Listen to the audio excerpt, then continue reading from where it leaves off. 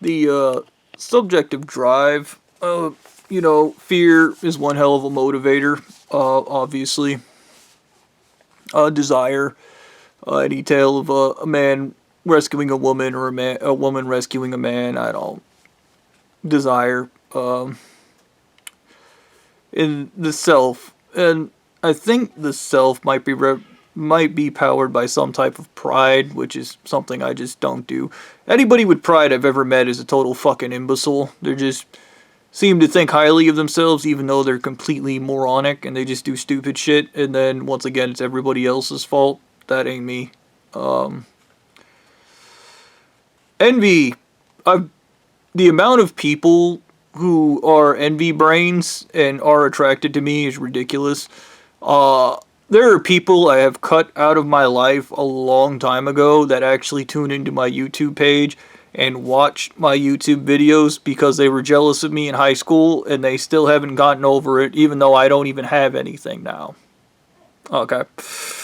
I'm not sure how envy actually powers people to do anything, but to be fair to them, like when I was out there in the desert and I was learning about Jose, this guy, the guy that started the church, and how he mistook envy for love, so he believed everybody he killed, everybody he hurt, everybody he assaulted, he was in love with them when he was jealous of them. I don't know, envy's a weird emotion, I guess, and I mean, even if you get into envy replacement theory, where somebody becomes so obsessed with being like or wanting to be somebody else, they become so obsessed with that person, they murder them and then try to become them. Like, envy's a disgusting emotion, and I think it's one of the earliest emotions any creature can feel, because even a cat can feel envy, monkeys can feel envy, so envy, that ain't me. Like, hatred is my emotion, and, well, my brain got burnt out on hatred. It did.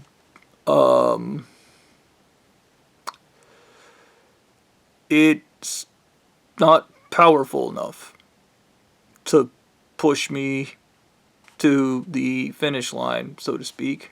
I am emotionally unavailable. I don't believe I'm emotionally stunted. I think I'm emotionally unavailable, and I just, like, once again, I just don't. I cannot, for the life of me, think of a single example where somebody's emotional intentions in my life actually ended in a good way. I cannot. And I would argue this is part of the reason the Belly Girl got force-fed to death by Ganon and Stu. Because I'm pretty sure even those idiots were like, he's so emotional, when I'm not.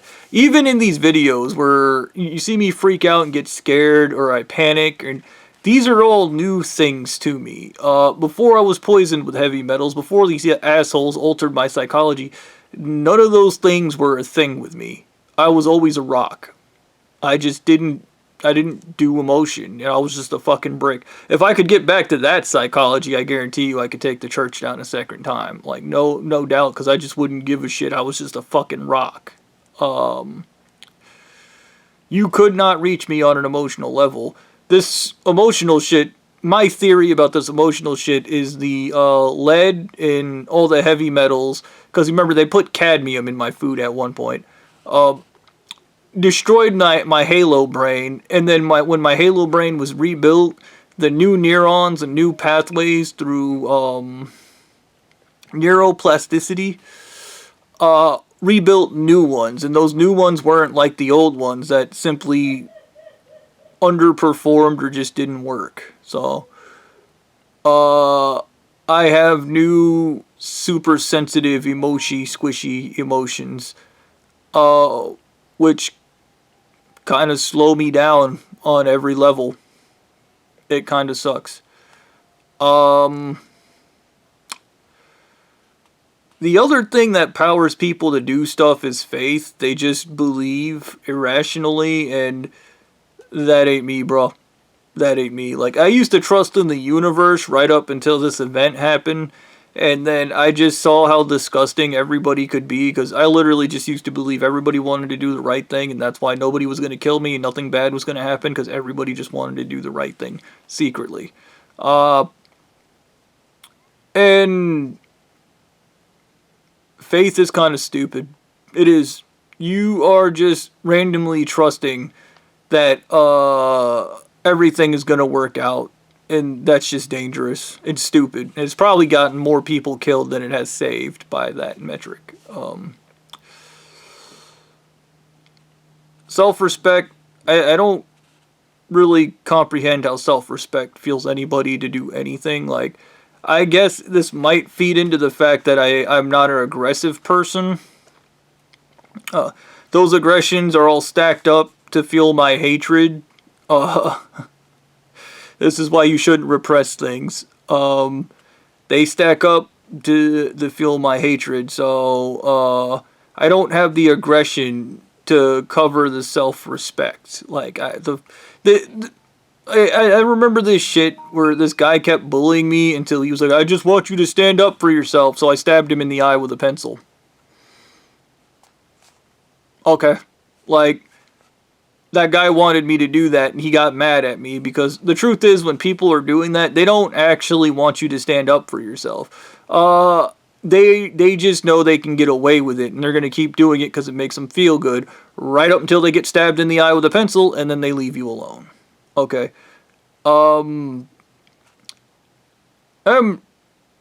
I believe I may be emotionally unavailable due to the psychological training I was given as a kid, where they just told me when something hurts you, you just hurt yourself again and again with it until it stops hurting.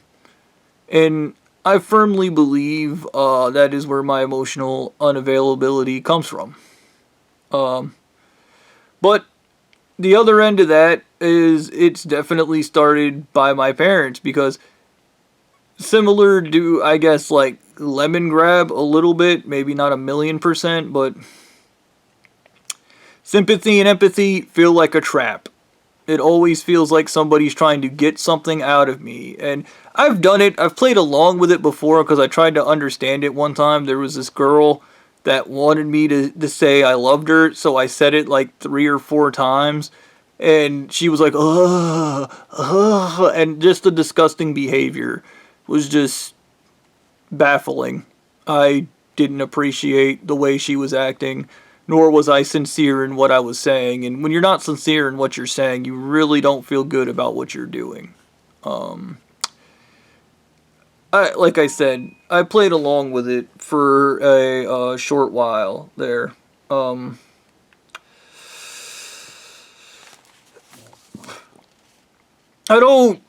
I will not now, nor will I ever, like, especially when people try to get to me emotionally, and this is a thing with me, when people realize they can't get to me on an emotional level, they just keep pushing harder and harder until I explode on them, and then when I explode on them, they're like, you're the asshole, and I'm just like, no, you should have just left me the fuck alone.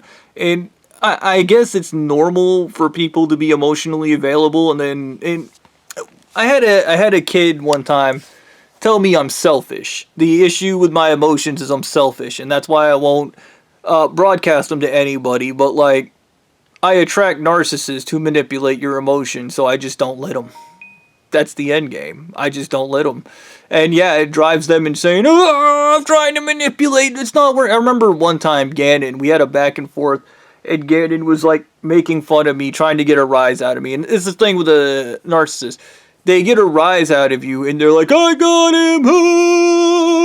Like, because they're reactionary and moderately retarded, and they gotta prove everybody's like that, because it means you're just as shitty as they are, and that's the end game, is trying to prove that they're normal, and they force you to prove that they're normal. And it didn't work, so Gannon just ended up poking me in the chest because he was confused, as if he didn't think I was a real person. And that's not the first time that happened to me. That also happened to me in high school with this kid who was trying to piss me off, and it didn't work. And then he ended up just reaching out and poking me. And I remember this teacher one time told me, he's like, if you're ever in that situation with a narcissist, do not let them poke you. He's like, slap their hand away and then stare at them. And he was like, because they're touching you because it's something. And they have to get something. If they get nothing, then they failed. And they can't live with failure. This feeds into, like, there's a thing they talk about dealing with emotionally stunted people. when you tell them a behavior's bad, they will talk to everybody and they will try to manipulate everybody into agreeing with them. Their behavior's not bad. You're in the wrong. Their behavior's good. And they will do anything to get that because they don't want to be the weird ones when they're fucking weird. Okay? They're weird and they've always been weird.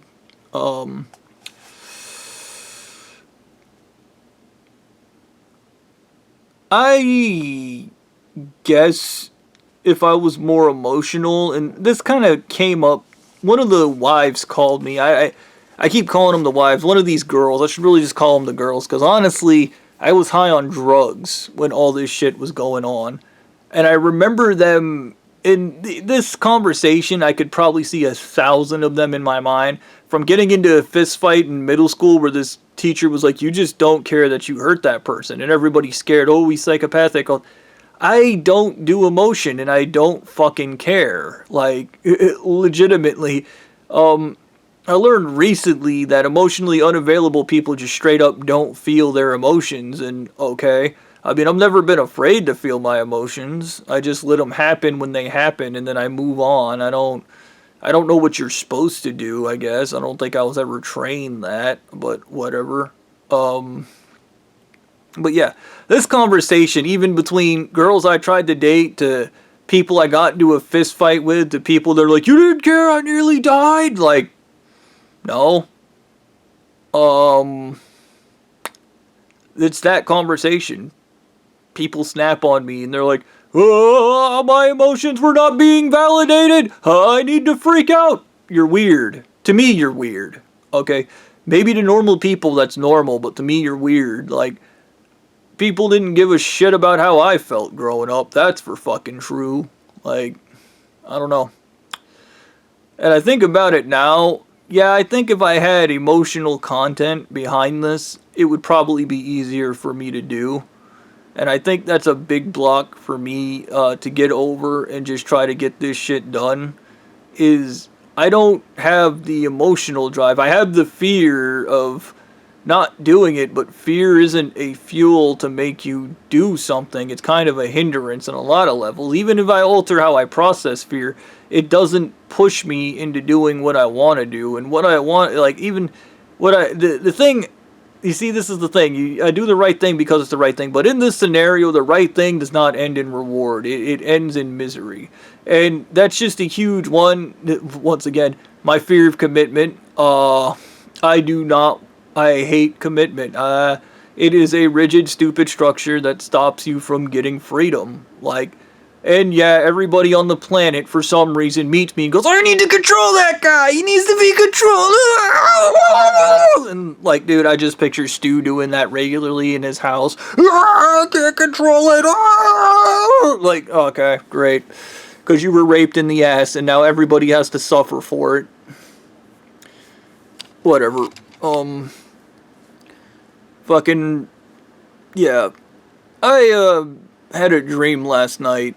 I was, driving a car, and this other dickhead was slamming into me, and trying to force me into wrecking, and then he forced me into a wreck before I could get over the finish line, and we got out. We got into a bloody fist fight over, a MacGuffin, and then the guy grabbed it and ran over the finish line, and all these people started praising him, and he went up on a podium and got sniped. I hope that's Blondie. I told him to go ahead and just do it, because I don't really care anymore. I really don't. I wouldn't know how to activate an emotional drive to push me over the edge if I had to. And the other end is, like, even if I was emotionally vulnerable, like, what would happen? These faggots would immediately seek to manipulate it. They'd be like, we're gonna kill this girl if you don't do what I want. Like, me going, okay, go ahead, kill her. Like, isn't the response they want, because they're not getting their way. And that's probably more important than anything else. That's showing them that it doesn't matter how disgusting you are, it doesn't matter how many people you kill, you're not gonna get your way. It's not gonna happen. Because that's the only way they're gonna learn, and it's the only way they're gonna stop. Okay? Fucking, the whole idea, and I would even argue, like, fucking, I remember this conversation with Anal Eating Mummy God where he was like, well, we're going to kill this person and this person and this person. And I remember Blondie coming into Papa John's and he's like, there's like so many people that you got killed. This is all your fault. You should feel bad. Yeah, I really should, but I don't do emotions. I don't. And for all of you that are like, oh, he's evil, he's a piece of shit. I didn't choose to be this way. This is just what happens when you have shitty parents whose parenting style is neglect, neglect, neglect. But and emotional manipulation, emotional manipulation. But on the other end, like, think about it like this. If you don't give them their way, this tactic of, I'm going to kill this bitch, or I'm going to do this, or I'm going to do that, and it's a child throwing a tantrum. Okay, that person's dead. You are not responsible for their actions. I am not responsible for all those people that died. That was all Blondie. All he had to do was stop. But he couldn't do it. And even now, all he has to do is find a way to turn himself in, but he's not gonna because he wants to take it out on me. Because in his brain, all this is my fault because he's a victim in everything. Because it all should be given to him because of his entitlement. Once again, this is full circle. And I think this was a big mistake. Because I remember, I think it was Kevin that was like, basically, you're emotionally stunted and these guys projecting. And this is the thing, that Carl guy, the Carl Jung guy, he literally says that, like, all psychology is projection, and he's smart on everything outside of that, because all psychology is not projection. There's a big part of psychology that is diagnosis, okay? I am not simply projecting everything onto everyone, okay? I see them. When I read off the emotionally stunted, when I say things to people, they react to it, okay? It is not simply projection, and this is the thing with the narcissist. Everything a narcissist does is projection. They project what would be their shadow onto you. Like, you're this, you're that, you're a coward because I'm brave. No, you're a coward. The truth is you're scared. The truth is you're weak. The truth is you can't handle it. The truth is you're emotionally stunted. Like, I just, whatever, man. And yeah, like... And unfortunate when you're emotionally unavailable, you kind of can't really have a real relationship or a girlfriend and stuff. And I'm just kind of permanently trapped that way until, I guess, every narcissist on the planet is fucking killed. But that's not going to happen. Okay. Manipulation. I have to prove it works because that represents my ideology. And when it doesn't, I kill the son of a bitch that proves my objective reality is fake. Like... Yes, your objective reality is fake. Like, you do not live in reality. And you know, once again, I remember telling Anal Eating Mummy God, you can't just kill people because they don't fit your narrative.